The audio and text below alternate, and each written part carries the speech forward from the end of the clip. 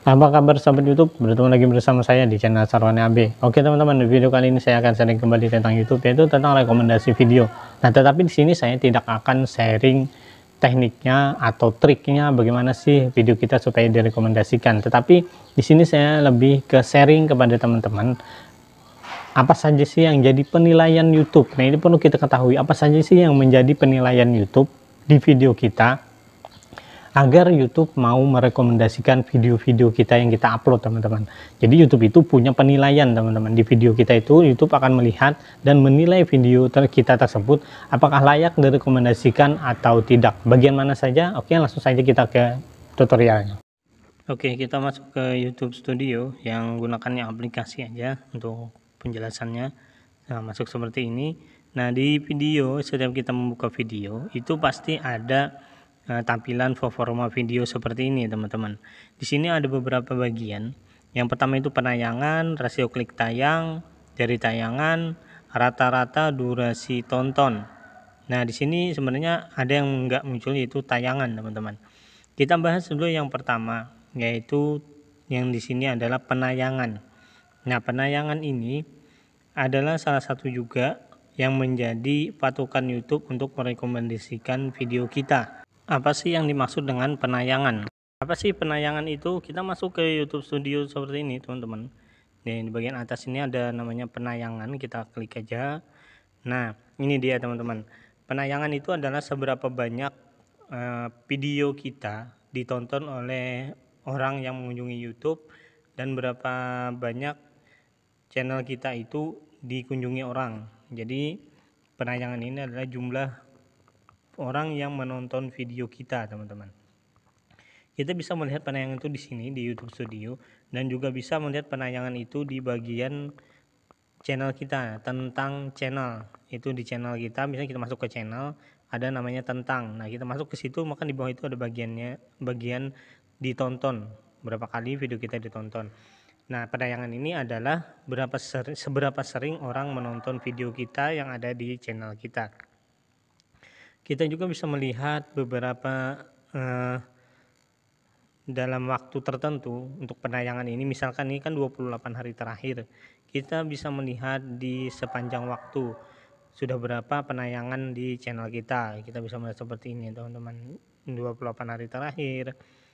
Nah, ini penayangan ini juga akan menjadi penilaian YouTube atau menjadi tolak ukur YouTube untuk merekomendasikan channel kita dan merekomendasikan video-video yang kita upload, teman. Oke, kita masuk ke yang kedua, yaitu rasio klik tayang dari tayangan. Ini salah satu juga syarat YouTube untuk merekomendasikan video kita.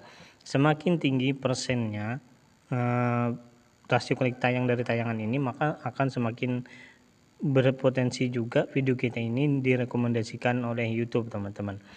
Terus berapakah nilai yang bagus? Teman-teman tidak usah terfokus kepada nilai tersebut berapa persen, tetapi teman-teman perhatikan di ujung nilai itu ada tanda panah hijau itu. Apabila tanda panah hijau itu naik ke atas berwarna hijau, maka dipastikan itu berarti thumbnail teman-teman itu bagus dan juga rasio klik tayangnya berarti tinggi. Nah, terus apa sih yang dimaksud dengan rasio klik tayang dari tayangan? Rasio klik tayang itu adalah thumbnail kita itu diklik orang, teman-teman. Kalau tayangan itu adalah tampilan thumbnail kita di beranda YouTube. Mungkin saat orang membuka YouTube maka thumbnail kita muncul. Nah, itu namanya tayangan. Tapi ketika thumbnail kita itu diklik, maka jadilah rasio klik tayang dari tayangan. Nah, di sini saya akan buatkan contohnya. Apa sih yang dimaksud rasio klik tayang dan dari tayangan itu? Oke, teman-teman, contohnya seperti ini. Kita masuk ke YouTube. Ini saya sudah masuk ke YouTube. Nah, apa sih yang dimaksud dengan rasio klik tayang dari tayangan? Tayangan itu adalah ketika thumbnail kita itu muncul seperti ini. Ini ada thumbnail Mas Timon Adioso, ini thumbnail channel-channel lain, teman-teman, seperti ini. Ini adalah tayangan, teman-teman, namanya. Nah, terus apa sih yang dimaksud dengan rasio klik tayang? Nah, rasio klik tayang itu adalah seperti ini contohnya, teman-teman. Tadi kan tayangan itu thumbnail kita muncul di beranda YouTube atau di rekomendasi. Ini saya contohkan nih, ada channel Bang Jona Tutorial. Ini kan thumbnailnya muncul nih. Itu tayangan. lalu saya mengklik untuk menonton. Itu rasio klik tayang namanya teman-teman. Semakin tinggi rasio klik tayangnya berarti semakin bagus thumbnailnya atau kualitas thumbnail kita itu sudah bagus teman-teman. Dan juga semakin tinggi rasio klik tayang di video teman-teman, maka rekomendasi videonya pun akan semakin luas teman-teman. Bagaimana sih melihat rasio klik tayang itu, berapa sih nilainya yang bagus untuk sebuah rasio klik tayang dari tayangan? Sebenarnya ada yang mengatakan di atas 5, di atas 10, tapi begini kalau menurut saya, teman-teman lihat aja di bagian ujung nilai atau persen dari rasio klik tayang teman-teman itu ada tanda panah yang buat berwarna hijau itu teman-teman. Selama itu masih berwarna hijau berarti thumbnail teman-teman itu bagus, rasio klik tayangnya bagus. Dan juga rekomendasi video kita teman-teman, video kita yang ada di channel kita itu akan semakin diperluas oleh YouTube, baik itu di beranda YouTube, dari Google Search, ataupun di rekomendasi video atau rekomendasi channel yang setema dengan channel kita, maka video kita akan muncul di sampingnya atau di bawahnya. Nah, yang ketiga yang menjadi tolak ukur YouTube atau YouTube itu menilai video ini layak direkomendasikan atau tidak, yaitu dengan melihat rata-rata durasi tonton di video kita. Semakin bagus durasi tontonnya, semakin tinggi durasi tontonnya, maka video kita itu akan semakin luas rekomendasinya, dan juga video kita itu lebih dilihat banyak orang yang mengunjungi YouTube. Kenapa YouTube senang dengan video yang berdurasi tonton tinggi? Yang pertama itu menguntungkan YouTube karena orang berlama-lama dan betah menonton di YouTube, menonton video kita, apalagi sampai full video ditonton. Yang kedua untuk kreatornya, bagi channel yang sudah monetisasi, durasi tonton yang tinggi bisa meningkatkan pendapatan.